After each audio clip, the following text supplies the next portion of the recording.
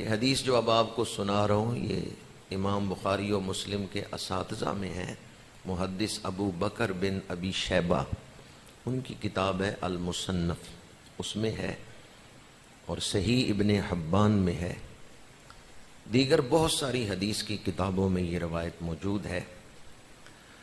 میرے آقا کریم نے فرمایا والذی نفسی بیدہ انہ لیسمع خفق نعالکم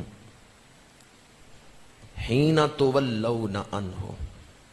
میرے آقا کریم نے فرمایا جب تم مردے کو دفنا کے پلٹتے ہو، اس ذات کی قسم جس کے قبضہ قدرت میں میری جان ہے، وہ تمہارے جوتوں کی آواز سن رہا ہے۔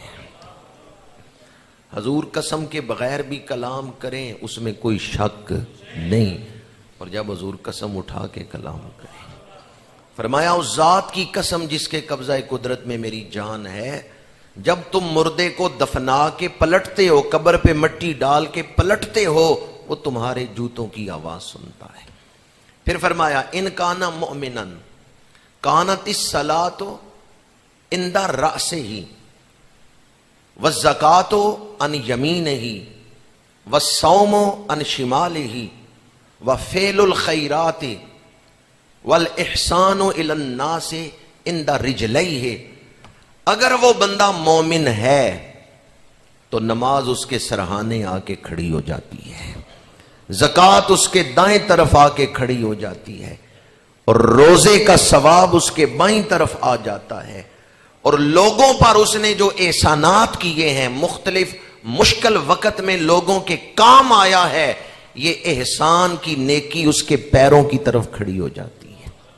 یعنی مومن کو چاروں طرف سے نیکی گھیر لیتی ہے، سر کی طرف ماشاءاللہ آپ غور سے سن رہے ہیں، دائیں طرف زکوٰۃ اور بائیں طرف روزہ۔ یہ روزہ قبر کا ساتھی ہے، یہ روزہ حشر کا ساتھی ہے، اور یہ روزہ جنت کا بھی ساتھی ہے۔ جنت میں جا کے روزے داروں کو جب نعمتیں دی جائیں گی، کس دروازے سے داخل ہوں گے؟ باب الریان، اور باب الریان کا مطلب ہے سیراب کرنے والا دروازہ۔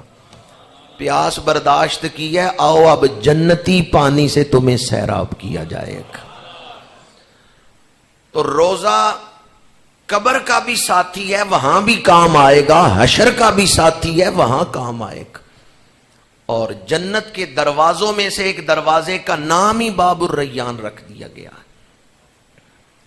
حدیث پاک جو میں آپ کو سنا رہا تھا والذی نفسی بیدہ، میرے آقا کریم نے فرمایا سر کی طرف نماز، دائیں ہاتھ زکوٰۃ، بائیں ہاتھ روزہ، پیروں کی طرف احسان، جو نیکی لوگوں کے ساتھ کی، حقوق العباد ادا کیے۔ اگر سر کی طرف سے کوئی نامناسب چیز آئے گی، عذاب آئے گا، تو اسے نماز روک لے گی۔ دائیں طرف سے کوئی نامناسب چیز آئے گی تو اللہ کے راستے میں مال خرچ کرنا، بائیں طرف سے روزہ روکے گا، پیروں کی طرف سے احسان روک لے گا، مومن امن و امان میں رہے گا۔ فرشتے آ کے اس کو اٹھائیں گے، سوال کریں گے، حضور کا دیدار ہوگا۔ اب جسے چاروں طرف سے نیکیوں نے گھیرا ہوا ہے، وہ حضور کو پہچاننے میں دیر کرے گا، وہ حضور کو پہچان لے گا، حضور کا کلمہ قبر میں بھی پڑے گا، تو فرشتے کہیں گے جنت کا دروازہ کھول دو، پھر جنت کے ساتھ اس کی قبر کا تعلق قائم ہو جائے گا۔ تو روزہ قبر کا ساتھی۔